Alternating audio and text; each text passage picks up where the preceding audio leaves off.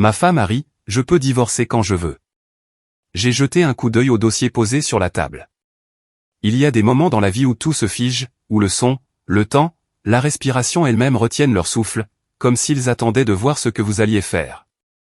Pour moi, ce moment est arrivé au milieu d'une soirée à Denver. La lumière était tamisée, la musique forte, nos amis dispersés entre le salon et la cuisine, riant, un verre à la main. Je venais de sortir un instant pour prendre l'air. C'était l'une de ces journées où les banalités semblaient être une escalade à travers le sable. Et au moment où je suis revenu, Megan, ma femme, se tenait debout sur cette fichue table basse. Ses talons claquaient sur le bois. Des gens filmaient. D'autres ricanaient. Et puis elle l'a dit. Le plus grand talent de Jacques, a-t-elle bredouillé en brandissant son verre comme si elle portait un toast à une vérité noble, c'est d'être invisible. Des rires maladroits ont fusé dans la pièce. Mais personne n'a ri fort. Non, ils m'ont tous regardé, tous les yeux rivés sur moi, comme s'ils attendaient de voir si j'allais rire aussi. La musique s'est coupée net au milieu d'un morceau. Quelqu'un l'avait coupée sur l'enceinte, et la pièce est devenue un silence de mort. Je l'ai regardé, pointant vers le haut. Son eyeliner était légèrement bavé. Une bretelle de sa robe avait glissé de son épaule, mais c'est son sourire qui m'a le plus frappé. Tordu, méchant, comme si elle avait gardé cette chute pour ce moment depuis longtemps. Ma voix est sortie plus froide que je ne l'aurais voulu. Megan, ai-je dit d'un ton plat. Descends de cette table. Elle a cligné des yeux, oscillant légèrement, puis a penché la tête comme si elle ne m'avait pas bien entendu. Pourquoi? Tu es embarrassé? Non, j'en ai juste marre de jouer ton pitre. Elle a ri fort. Méchamment.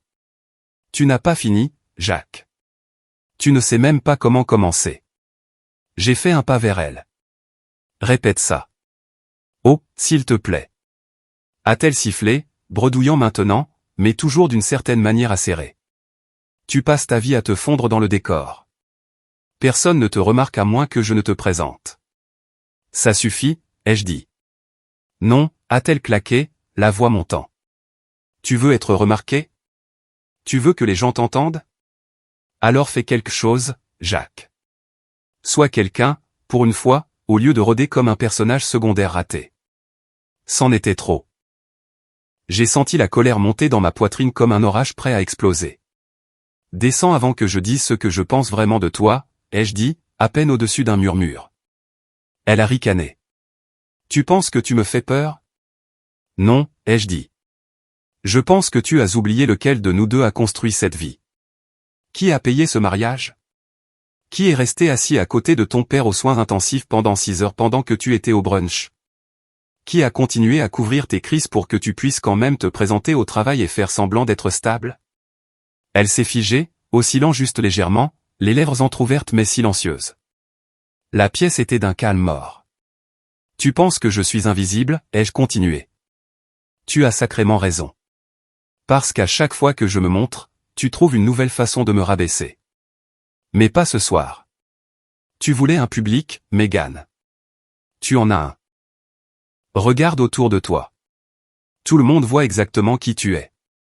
Elle est descendue de la table trop vite, a trébuché et a failli tomber. Mais je n'ai pas bougé pour la rattraper.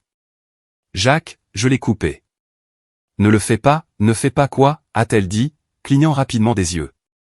Ne te défends pas. Ne prétends pas que tu n'es pas ivre et que tu cherches la bagarre parce que tu t'ennuies. Tu voulais ton moment. Tu l'as eu. Elle a regardé autour d'elle et l'a finalement vu. Les visages figés, les expressions tendues, les gens reculant lentement comme si nous étions un accident se déroulant en temps réel. Quelqu'un a murmuré, c'est dingue. Et puis je suis passé devant elle, droit vers la porte, dans la froide nuit de Denver. Je n'ai pas regardé en arrière. Qu'elle reste là, sous les projecteurs. Elle l'avait mérité. Le lendemain matin, la cuisine sentait le toast brûlé et le ressentiment. Megan se tenait près du réfrigérateur dans un sweat à capuche trop grand, les cheveux noués lâchement, prétendant que la nuit précédente n'avait été qu'un rêve, ou du moins quelque chose d'assez petit pour être caché derrière une tasse de café. Elle ne m'a pas regardé, se contentant de verser du lait d'avoine dans ses céréales comme si nous étions dans une scène tranquille de sitcom matinale.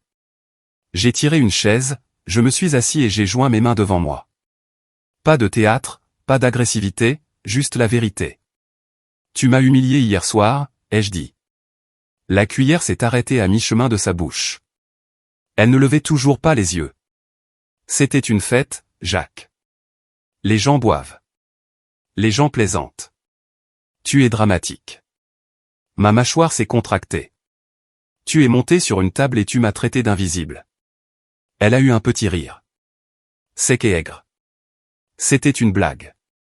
Non, c'était un masque, ai-je rétorqué. Un que tu portes quand tu es en colère, que tu t'ennuies ou que tu cherches un public. Je comprends ça, mais ça ne veut pas dire que je doive l'accepter. Elle m'a finalement regardé, les yeux ternes, mais sa bouche s'est incurvée dans ce petit sourire moqueur que j'avais appris à détester.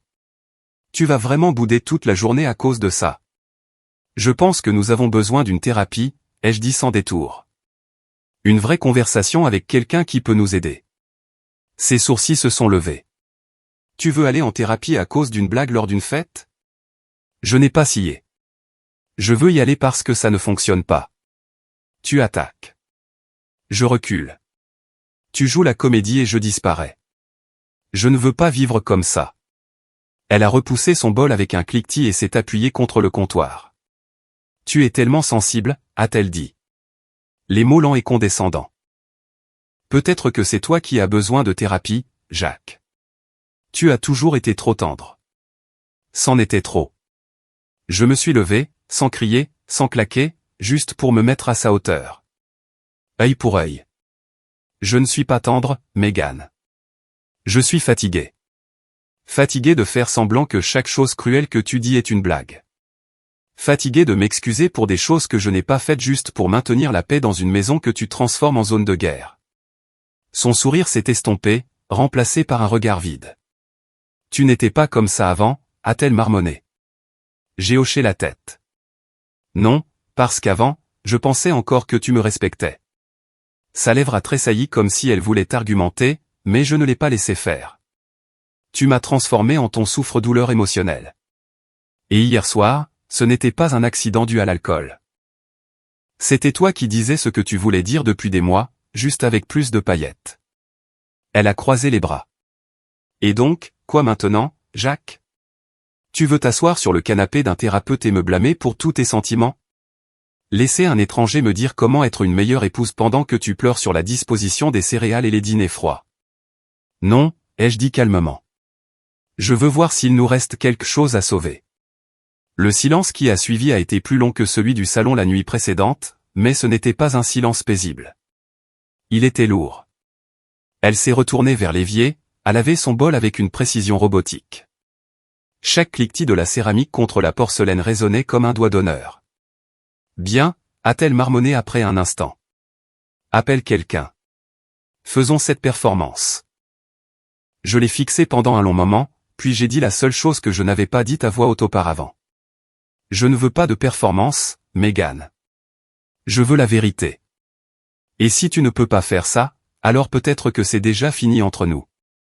Elle s'est figée à l'évier, les mains mouillées, dégoulinantes. Sa voix a chuté d'une octave. Tu me menaces. Non, ai-je répondu. Je te donne un miroir. Je suis sorti alors, sans claquer la porte, sans jouer son rythme préféré de la rage. Et pour une fois, elle n'a pas eu de réplique pour me suivre. Ce qu'il faut savoir sur le silence, c'est qu'il est plus bruyant que les gens ne le pensent. Il ne crie pas. Il rampe. Il tâche. Et au troisième jour, il avait commencé à couler de nos murs comme une froide condensation. Après cette matinée dans la cuisine, Mégane et moi ne nous sommes pas disputés.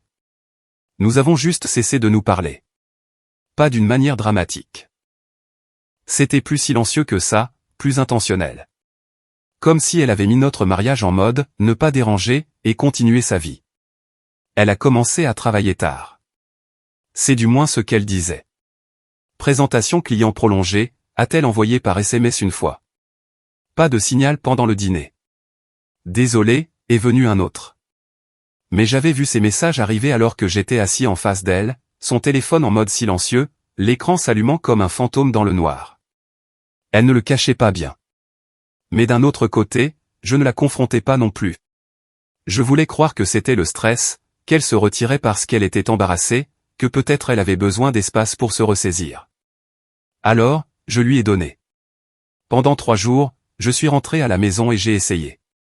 J'ai demandé si elle avait mangé. Je lui ai versé un verre de vin. Je lui ai dit quand je rentrerais tard le lendemain, juste au cas où cela l'aurait intéressé. Chaque réponse qu'elle donnait était courte, froide, comme si j'étais un collègue qu'elle tolérait à peine. Le jeudi, j'ai préparé son plat préféré. Linguine aux crevettes, pain à l'ail en accompagnement. Le grand jeu. Elle est rentrée tard, ses talons claquants, son manteau drapé sur un bras. Elle a à peine jeté un coup d'œil à la table avant de passer. J'ai déjà mangé, a-t-elle marmonné. Tu veux que je te garde une assiette, ai-je demandé. Non, ne t'embête pas, ce fut la dernière phrase qu'elle m'a dite cette nuit-là. Nous nous sommes assis aux extrémités opposées du canapé comme des statues. Le seul bruit dans la pièce, le cliquetis discret de ma fourchette contre l'assiette. J'étais trop têtu pour y renoncer. Vendredi matin, j'ai réessayé. Elle était à l'évier, attachant ses cheveux en chignon bas, sirotant son café comme si elle était dans une chambre d'hôtel, comme si rien de tout cela ne lui appartenait. Voudrais-tu parler de ce qui se passe entre nous, ai-je demandé doucement. Elle ne m'a même pas regardé. De quoi y a-t-il à parler, a-t-elle marmonné, non pas méchamment, mais pire.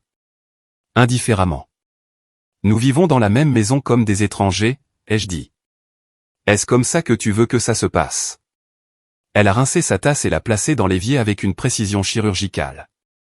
Puis elle s'est séché les mains lentement et s'est tournée vers moi. Tu as dit que tu voulais la vérité, a-t-elle dit. Eh bien, en voici une. Je n'ai pas envie de faire semblant que tout va bien juste parce que tu as décidé d'être émotif à propos d'une mauvaise nuit. Ce n'était pas une mauvaise nuit, Megan. C'était l'étincelle qui a mis le feu à tout ce que nous avions enterré pendant des années. Elle a attrapé son sac. Je suis en retard.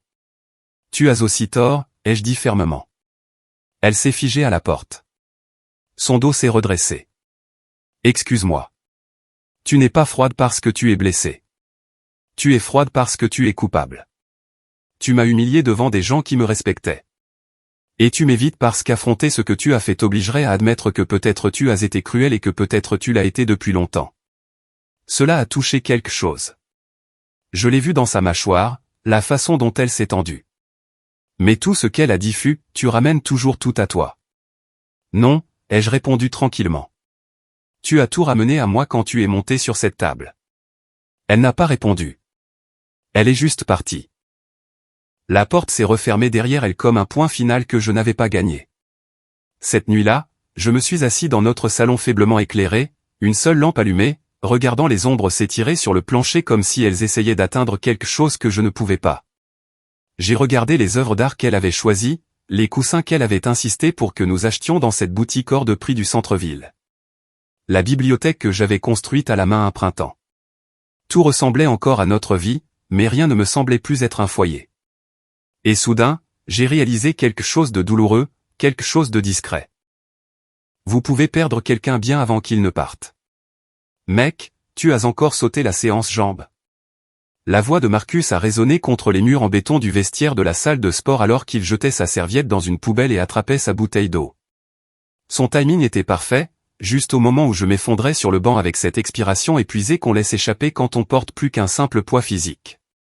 Il s'est laissé tomber à côté de moi, reprenant encore son souffle après la dernière série. Ça va, mec, a-t-il demandé. On dirait que tu as fait du développé couché avec du stress. J'ai eu un rire sec. À ce point.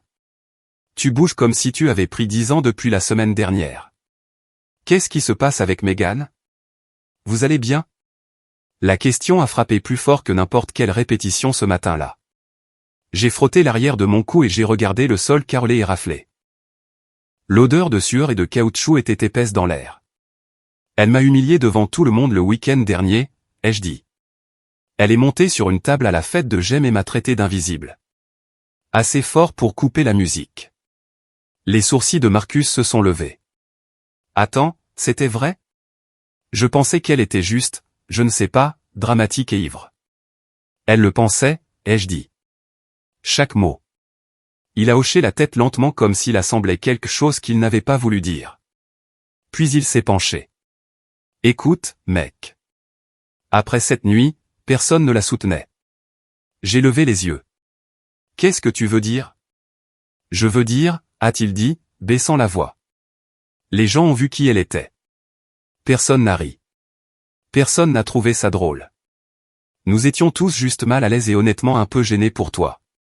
J'ai avalé cela lentement, le laissant s'infiltrer. Il a continué. Jean a même dit, waouh, si c'est comme ça qu'elle lui parle en public, je n'ose pas imaginer ce que c'est derrière des portes closes.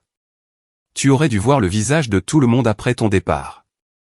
Cela m'a arrêté. Pour la première fois depuis des jours, quelque chose a percé le brouillard dans lequel j'avais vécu.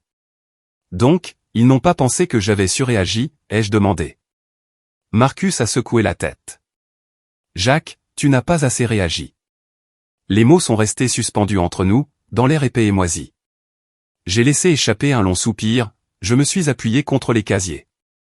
J'ai marché en pensant que j'avais tout imaginé, que peut-être c'était moi qui étais sensible. Tu ne le es pas, a-t-il dit. Tu vois juste enfin ce que le reste d'entre nous a remarqué il y a un moment. Pendant un long moment, nous sommes restés assis en silence, deux hommes adultes en chemise trempés de sueur, le bourdonnement lointain des tapis de course qui couraient toujours derrière la porte. Puis Marcus m'a tapé dans le dos. Tu mérites mieux, mec. Au moins quelqu'un qui te voit. Ce n'était pas un grand discours, mais dans ce vestiaire, entouré de l'air vicié de l'effort et de l'épuisement, cela m'a semblé être la bouffée d'air la plus claire que j'ai eue depuis des semaines. C'était la première fois que je ne me sentais pas fou. Et ça a été le début de quelque chose de nouveau. Le premier coup a frappé la porte vers 23h12. Je n'ai pas bronché. J'étais dans le salon, assis sur le canapé avec les lumières tamisées, une tasse de thé à la main. Camomille, le genre que Megan appelait toujours « thé de vieil homme ». J'ai pris une lente gorgée tandis que le deuxième coup venait plus fort cette fois, suivi de sa voix. « Jacques, c'est quoi ce bordel ?» Je me suis levé, j'ai marché jusqu'à la porte, mais je ne l'ai pas ouverte. Je me suis juste appuyé contre le cadre et j'ai attendu. « J'ai oublié mes clés », a-t-elle dit, frappant à nouveau. Cette fois plus légèrement, comme si nous jouions encore à la maison. « Laisse-moi entrer. » J'ai pris une autre respiration. Calme, stable, presque serein. Tu peux rester avec la personne avec qui tu étais hier soir. Le silence qui a suivi a été immédiat et total. C'était comme si même les cigales à l'extérieur s'étaient arrêtées pour entendre ce qu'elle allait dire. Excuse-moi. Sa voix se brisa. Jacques, ouvre cette putain de porte. Tu es rentré à 3h du matin l'avant-veille, ai-je dit à travers le bois. La nuit d'avant, tu n'es pas rentré du tout. Et ce soir, tu es surprise que j'ai changé les serrures. Tu es ridicule, a-t-elle craché. J'étais sorti avec des collègues. Bien sûr, ai-je dit. Tu veux essayer encore une fois, plus lentement cette fois. Il y eut une pause. Je pouvais presque l'entendre réfléchir, feuilletant le répertoire des excuses dans sa tête. Ouvre la porte, a-t-elle finalement dit, plus bas maintenant. Pas suppliante, pas exigeante, juste déséquilibrée. J'ai pressé ma paume à plat contre le bois. Tu ne vis pas ici en ce moment. Tu dors ici parfois. Mais ce n'est plus ton foyer. Pas tant que tu n'agis pas comme tel, tu es sérieux, a-t-elle demandé, mais cette fois, sa voix ne portait pas le même feu. Elle tremblait, juste à peine. Mais je l'ai entendu. Je n'ai pas répondu. J'ai attendu. Puis vint la colère comme un second souffle. Tu n'as pas le droit de m'enfermer dehors, Jacques. C'est ce que tu penses faire, me punir? Marquer un point. Non. Je me protège, ai-je dit. Contre la version de toi qui se présente ivre, cruelle et complètement désintéressée par ce mariage. Tu penses que ça te rend fort, a-t-elle claqué. Ça te rend mesquin. J'ai souri, même si elle ne pouvait pas le voir. Être mesquin, ça aurait été de publier des vidéos de la fête ou de dire à ta mère ce que tu as dit sur moi. Ce n'est pas mesquin. C'est la paix. Tu agis comme un enfant. Non, ai-je dit. J'étais un enfant quand je t'ai laissé me marcher dessus. Quand je t'ai attendu nuit après nuit, pensant que peut-être cette fois tu rentrerais plus tôt. Peut-être que cette fois tu dirais pardon. Sa voix a baissé jusqu'à un murmure. Jacques, tu voulais de l'espace. Tu voulais le contrôle. Tu as eu les deux. Mais tu n'as pas le droit d'entrer et de sortir de ma vie comme si tu cochais une case. Un long silence s'est étiré. Puis elle a réessayé, plus doucement cette fois. Laisse-moi juste prendre mes affaires. Tes affaires sont dans la chambre d'amis. Rien n'a été touché. Mais la chambre, elle est à moi maintenant. J'ai tourné le pen dormant lentement, juste assez pour m'assurer qu'elle l'entende se verrouiller à nouveau. Mégane, ai-je dit, ma voix calme, claire même. Cette maison n'a plus besoin d'un spectacle. Juste d'honnêteté. Reviens quand tu seras prête à être vraie. Ou pas. C'est ton choix. Et je me suis éloigné. Elle n'a pas appelé après moi. Plus de coups, plus de cris, juste du calme. Finalement, j'ai entendu ses pas quitter le porche. C'était la première fois depuis des semaines que la maison se sentait immobile. Pas vide, pas froide, immobile. Et je suis resté là, dans le silence, respirant plus facilement que je ne l'avais fait depuis longtemps. Cela a commencé par un statut, juste une seule phrase sur sa page. Pas de contexte, pas de nom. Parfois, ceux qui sourient le plus cachent les cœurs les plus laids. Je l'ai vu pendant la pause déjeuner, à moitié en train de naviguer sur mon téléphone tout en sirotant un mauvais café de bureau. Sa photo de profil était toujours la même, celle que j'avais prise d'elle lors de notre voyage à Breckenridge l'automne dernier. Souriante, les cheveux ébouriffés, cet éclat parfait pour Instagram. Mais les mots en dessous, ils ne parlaient pas de guérison. Ils étaient un appât. Et je savais exactement qui elle voulait attraper. Cet après-midi-là, le post a continué, j'aimerais que les gens connaissent la vérité. On ne connaît jamais vraiment quelqu'un jusqu'à ce qu'il vous blesse en silence. Se sentir en danger n'est pas toujours lié au bleu. Je n'ai pas répondu, je n'ai pas commenté, je n'ai pas envoyé de SMS. Cela aurait été tombé dans son piège, car elle ne cherchait pas à communiquer. Elle faisait de nouveau son numéro, tout comme cette nuit sur la table. Mais cette fois, son public n'était pas dans un salon. Il était en ligne. Quelques personnes lui ont donné des likes. Certains ont répondu avec un soutien vague, « Ça va ? Je suis là si tu as besoin de parler. » Mais les messages plus profonds ne sont jamais venus. Les sympathies privées qu'elle avait espéré susciter ne sont pas arrivées. Nos amis communs en savaient plus. La plupart d'entre eux avaient été à la fête. Ils avaient vu le vin, le déhanchement dans sa démarche, le sourire narquois quand elle a dit que j'étais invisible. Et ils se souvenaient que je ne m'étais pas battu. J'étais juste parti. Pas de tempête, pas de cris, juste le silence et la douleur.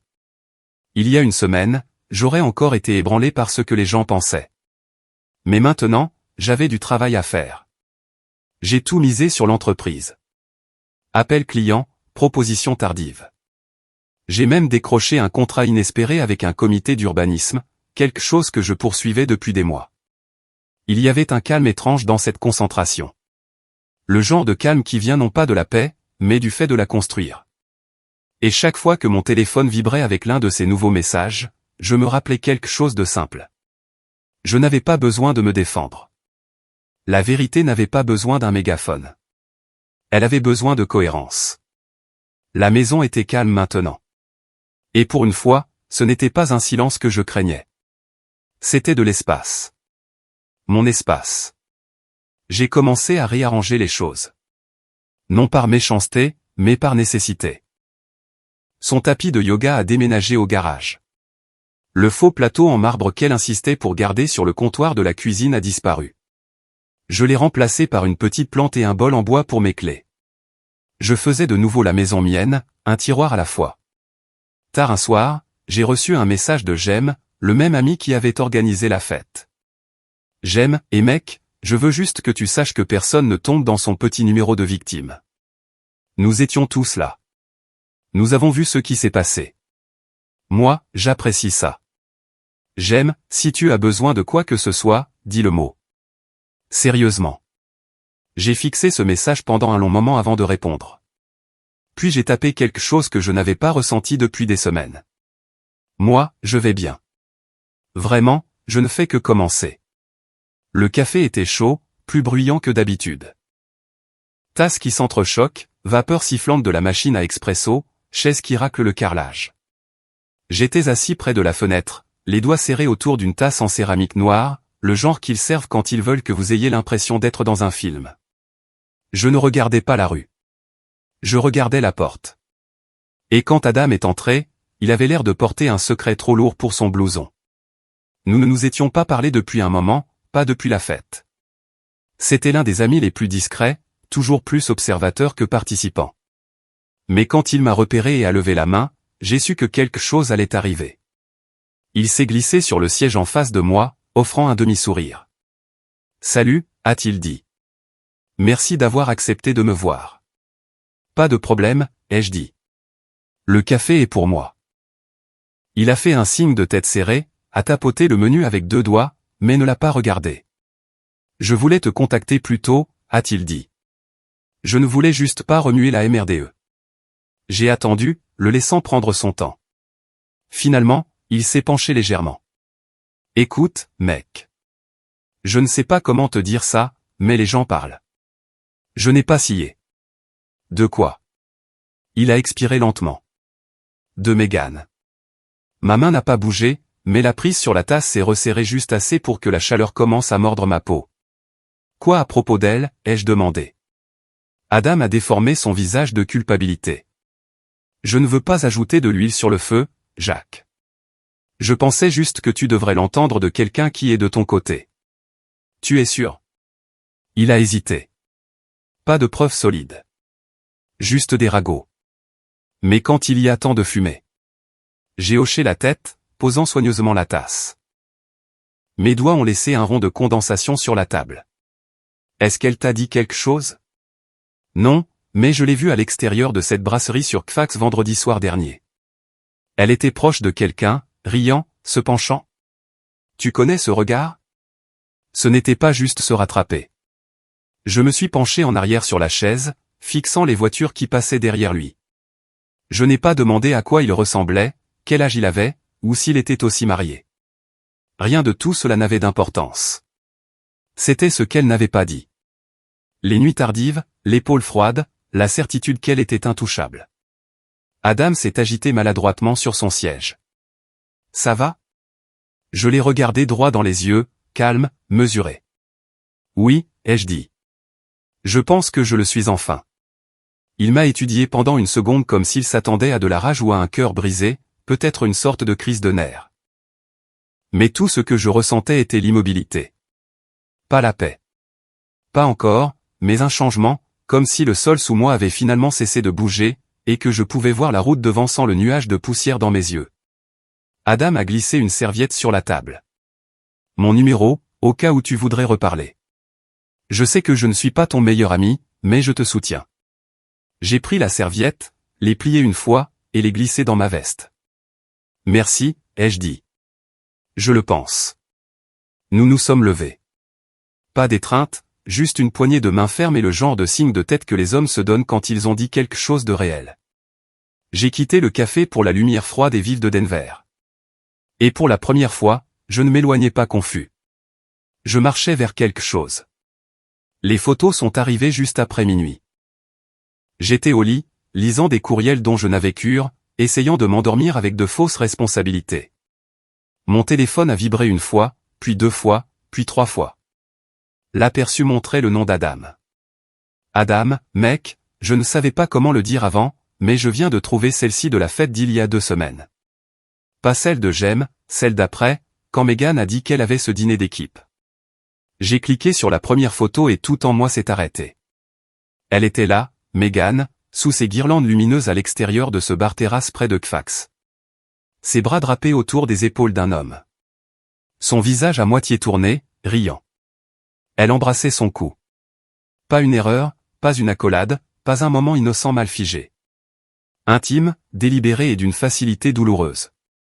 J'ai fait défiler les suivantes. Différents angles, même vérité. Son corps pressé contre lui comme s'ils avaient déjà fait cela. Son sourire large, sa main sur sa poitrine comme si elle possédait la nuit. J'ai juste regardé, pas en colère, pas brisé, juste froid. Et puis j'ai composé son numéro. Adam a décroché à la première sonnerie. Jacques, mec, j'allais attendre, mais je ne pouvais pas. Celle-ci venait du téléphone de Nat. Il ne voulait pas s'impliquer, mais il me les a envoyés après avoir entendu Mégane raconter des histoires. Je me suis assis à la table de la cuisine, fixant le vide. Elle m'a dit cette nuit-là qu'elle avait une réunion stratégique chez son patron. Adam a laissé échapper un long soupir. Jacques, c'est la même nuit où elle est arrivée en retard à la fête de Jem. Coiffée, nouvelle robe. Elle ne voulait pas dire d'où elle venait. J'ai laissé cela s'installer un instant. Tu sais qui il est? Non, mais d'après ce que je peux comprendre, ce n'était pas un coup d'un soir. Les gens les ont vus ensemble à un autre événement. Le même homme. Certainement pas un collègue au sens habituel. J'ai hoché la tête lentement. Quelqu'un a dit quelque chose? Nous l'avons tous vu, mais personne ne voulait s'impliquer. Tu sais comment c'est. Mais après qu'elle ait commencé à publier ses citations cryptiques sur la violence et l'abus, les gens ont commencé à creuser et oui, ça ne colle pas du tout. Je me suis levé, j'ai marché vers mon bureau, silencieux comme un fantôme dans ma propre maison. Envoie-moi tout ce que tu as, ai-je dit. Déjà fait, a-t-il répondu. Jacques, écoute, nous te soutenons tous. Aucun de nous n'achète sa version de l'histoire. Quoi que tu penses faire ensuite, tu n'es pas seul. J'ai fait une pause près de l'imprimante, la fixant comme si elle venait de devenir une arme. Merci, ai-je dit. Je ne l'oublierai pas, nous avons raccroché. J'ai ouvert les fichiers. Haute résolution, horodatée. Il y a 2 semaines, exactement quand elle a dit qu'elle faisait des heures supplémentaires. Clic, clic, clic. Chaque photo a glissé dans la file d'attente d'impression. Le bourdonnement de la machine a rempli la pièce tandis que les pages sortaient une par une, froides et nettes. Son sourire figé, ses mains familières sur sa taille, leur visage plein d'aisance. Alors que j'étais probablement à la maison en train de plier son linge. J'ai ramassé la pile, pas de larmes, pas de tremblement, juste une sorte de trahison silencieuse qui ne criait pas. Elle s'était imprimée elle-même. Il n'y a pas eu de cri, pas de sortie fracassante, pas de goutte d'eau qui a fait déborder le vase, juste un homme assis dans le bureau d'un avocat spécialisé en droit de la famille un mardi après-midi tranquille, signant son nom sur la ligne pointillée. 3 fois, initiale une fois, et c'était tout. J'ai déposé la demande de divorce. Son nom à l'encre noire, le mien dans un contraste plus net juste à côté. La pièce sentait le papier et le tonneur d'imprimante et les décisions prises par des gens qui ne bronchaient plus. De l'autre côté du bureau, mon avocate, Élise Ross, a glissé le dossier dans son enveloppe avec une précision clinique. Vous avez les photos, les SMS, la chronologie. Nous soumettrons tout formellement la semaine prochaine, a-t-elle dit. Compte tenu de l'inconduite, vous êtes en position de force. Voulez-vous que des ordonnances temporaires soient déposées concernant la propriété ou une restriction de contact? J'ai secoué la tête. Pas besoin. Elle voudra faire semblant que tout va bien pour l'instant. Laissez-la faire. Élise a penché la tête. Ce calme pourrait la déstabiliser plus que la rage ne le pourrait jamais. C'est le plan, ai-je répondu. Alors que je me levais, elle m'a glissé un nouveau dossier. Celui-ci était plus mince. Qu'est-ce que c'est, ai-je demandé.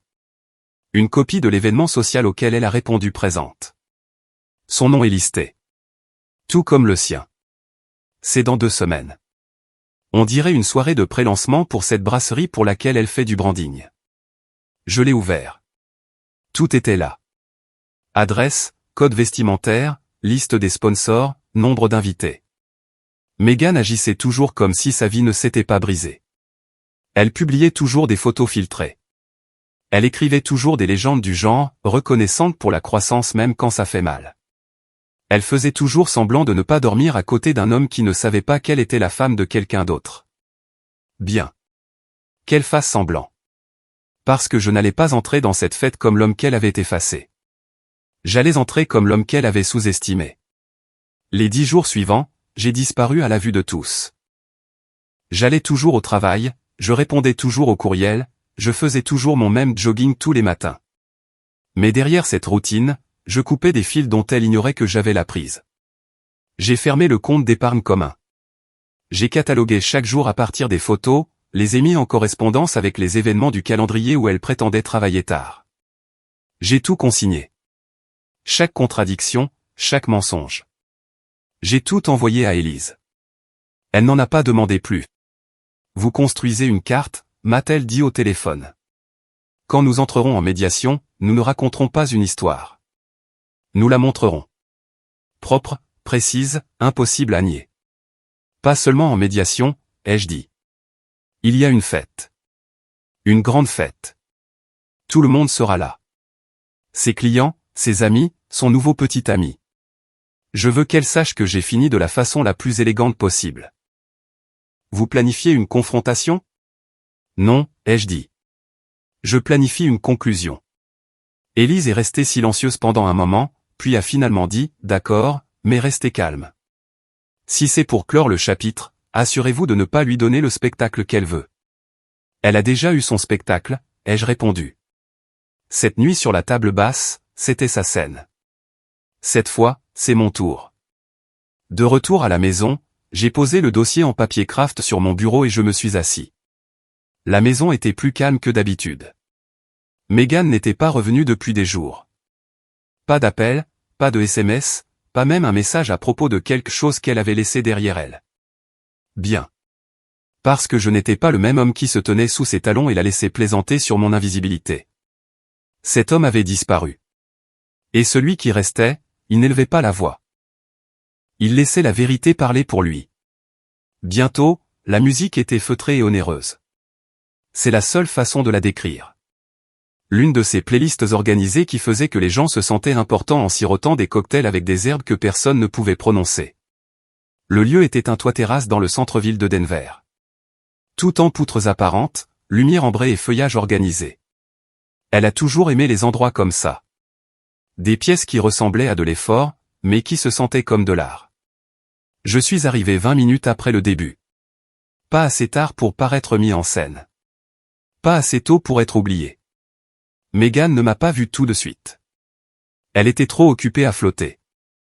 C'est ce qu'elle faisait quand elle voulait être vue. Riant un peu trop fort, frôlant les bras avec les gens, les doigts légèrement recroquevillés autour d'un verre de vin. Elle ne buvait pas assez vite pour engourdir ses nerfs. Elle portait du vert émeraude, sa couleur de prédilection quand elle voulait garder le contrôle. J'ai regardé depuis la périphérie assez longtemps pour la voir se pencher vers lui. L'homme des photos, sa main dans le bas de son dos, ses yeux fixés sur les siens comme si elle n'avait aucune idée que son vrai nom était toujours le mien sur le papier jusqu'à ce que je me dirige vers elle. Au moment où elle m'a remarqué, c'était subtil. Un clignement, une nouvelle évaluation. Elle a redressé ses épaules, a pris une inspiration et a laissé ses lèvres s'ouvrir en ce sourire répété. Eh bien, a-t-elle dit en levant son verre comme si nous étions de vieux amis. Regardez qui s'est souvenu comment être sociable. J'avais une raison de me présenter, ai-je répondu calmement, posant doucement un dossier en papier craft sur la table entre nous. Elle y a jeté un coup d'œil, puis est revenue à moi, souriant toujours. Oh, Jacques, a-t-elle dit avec une fausse douceur. Si c'est un geste dramatique. Ça ne l'est pas, ai-je dit. C'est de la clarté. Son compagnon s'est agité maladroitement à côté d'elle. Tout va bien? Megan a penché la tête et a ri. Jacques fait juste encore du théâtre. Je l'ai regardé droit dans les yeux. Tu as dit un jour que tu pouvais divorcer quand tu voulais, ai-je dit. Es-tu certaine de ça? Elle a chancelé, son sourire vacillant pendant une demi-seconde. Qu'est-ce que ça veut dire? J'ai ouvert le dossier. À l'intérieur, les papiers officiels du divorce, signés, déposés, estampillés, et en dessous, les photos imprimées, ses bras autour d'un autre homme, ses lèvres sur son cou, horodatées pour la même nuit où elle a dit qu'elle travaillait tard. Je les ai glissés sur la table. Elle les a fixés comme si elle lui brûlait les doigts. Son amant s'est penché pour regarder, puis a reculé. Je ne savais pas que vous étiez toujours mariés, a-t-il bégayé, reculant d'un demi-pas. Nous l'étions, ai-je dit, me tournant vers lui. Maintenant, elle est toute à toi. Megan est devenue écarlate. Jacques, ce n'est pas un spectacle, ai-je dit, calme. Tu as déjà donné ta performance. Tu te souviens? Le plus grand talent de Jacques, c'est d'être invisible. Ce qui est drôle, c'est que tout le monde regarde maintenant. Sa voix s'est brisée. Tu as planifié ça pour m'humilier. Non, ai-je dit, tu t'es occupé de cette partie toute seule. L'homme a reculé d'un pas supplémentaire. Ouais, je ne suis pas eux, je ne cherche pas ce genre de situation. Je ne fais pas dans le drame. Il a regardé Megan une dernière fois, a marmonné, bonne chance, et a disparu dans la foule. Le silence était lourd. Puis j'aime, de toutes les personnes, a pris la parole de l'autre côté de la terrasse. Tu sais ce qui est drôle, a-t-il dit, la voix juste assez forte. Tout le monde est resté silencieux parce que nous ne voulions pas nous impliquer. Mais Jacques, tu as géré ça mieux que quiconque n'aurait pu le faire. Un murmure d'accord a suivi. Des hochements de tête, des murmures, puis des rires. Pas cruel, pas moqueur, juste réel. Mégane est restée figée, clignant rapidement des yeux, les lèvres pressées en une ligne qui ne pouvait retenir un seul mot. Je me suis tourné et je suis parti, sans triomphe dans mes pas, juste la paix, le genre que j'avais gagné, un jour tranquille à la fois. 3 mois plus tard, le grill grésillait et le jardin sentait la fumée de cèdre et les secondes chances. J'étais à la maison. Ma maison maintenant, pince dans une main, bière dans l'autre, portant un vieux t-shirt des Broncos délavés qui n'avait pas vu la lumière du jour depuis que les choses avaient mal tourné. Le jardin bourdonnait de rire. Des chaises pliantes étaient regroupées autour du foyer. Je l'avais finalement reconstruit. Les mêmes personnes étaient là. Les mêmes qui avaient vu tout se défaire. Mais ce soir, personne ne chuchotait. Personne n'évitait mes yeux. Personne n'a demandé des nouvelles de Mégane. Elle n'a pas été mentionnée. Pas une seule fois. Marcus retournait les brochettes de légumes avec une précision inutile. Adam était assis avec une assiette sur les genoux, parlant de sport avec Jem. Jean et son mari avaient apporté cette salade ridicule, encore une fois, quelque chose à base de quinoa que personne n'aimait vraiment, mais que tout le monde respectait. C'était simple, et cette simplicité me semblait méritée. Au coucher du soleil, lorsque le ciel est devenu doux et orange, Jem a fait teinter une bouteille contre son verre. Un rapide, a-t-il dit. Pas un discours, juste quelque chose que je veux dire. La table s'est tue. Il s'est tourné vers moi, levant son verre. À la guérison, d'accord, a-t-il dit. Pas seulement pour aller de l'avant, mais pour reconstruire brique par brique. Jacques, mec, tu n'as pas seulement survécu. Tu nous as rappelé à tous ce à quoi ressemble le respect de soi. Sentez à ça. Tout le monde a levé son verre. Les cliquetis ont résonné comme des applaudissements doux. J'ai hoché la tête une fois, ne pouvant retenir le sourire qui étirait les coins de ma bouche. Merci, ai-je dit. Vraiment. Non seulement d'être venu ce soir, mais d'être venu quand ça comptait. Adam a souri. Tu l'as mérité 10 fois. Oui, a ajouté Marcus. Et la prochaine fois que tu auras besoin de quelqu'un pour intervenir à une fête, appelle-moi. Je meurs d'envie de frapper quelqu'un qui le mérite. Le rire a roulé sur la terrasse. J'ai regardé les guirlandes lumineuses se balancer au-dessus de nous, les chaises de terrasse à moitié finies, la clôture légèrement tordue que je n'avais pas encore réparée. Et cela m'a frappé. C'était à ça que ressemblait la reconstruction. Pas accent grave-l'œil, pas bruyant, juste stable, réel, à moi. C'était la fin de l'histoire. Vous savez, j'ai beaucoup réfléchi à Adam depuis tout ça. Comment il ne me devait rien, mais m'a quand même envoyé ses photos. Ce choix a tout changé. Alors, dites-moi honnêtement, a-t-il fait la bonne chose, ou a-t-il dépassé les bornes? Laissez vos réflexions dans les commentaires. Et si cette histoire vous a touché profondément, n'oubliez pas d'aimer et de vous abonner. J'ai d'autres histoires à raconter.